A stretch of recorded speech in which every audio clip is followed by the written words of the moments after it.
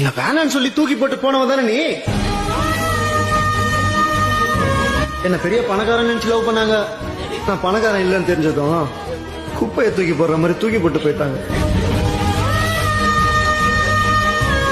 நான் எவ்வளவா சொன்னேன் ப்ரோ மேடம் கிட்ட, நீங்க நினைக்கிற மாதிரிலாம் நான் உங்களை வச்சுக்கிறேன், நான் உங்களை நல்லா பாத்துக்கிறேன்னு கெஞ்சினேன்.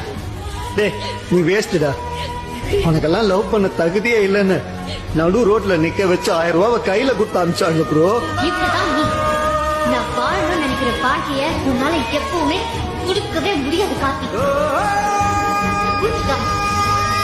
சிந்தா டீசல் போட்டு வீடு போய் சேர். இப்போ நான் லைஃபை ரியலைஸ் பண்ணிட்டேன். லவ்னா என்னன்னு புரிஞ்சிருச்சு. என்னை ஏத்துக்கோன்றாங்க. அன்னைக்கு நம்ம காதல் காணாம போயிருக்கு.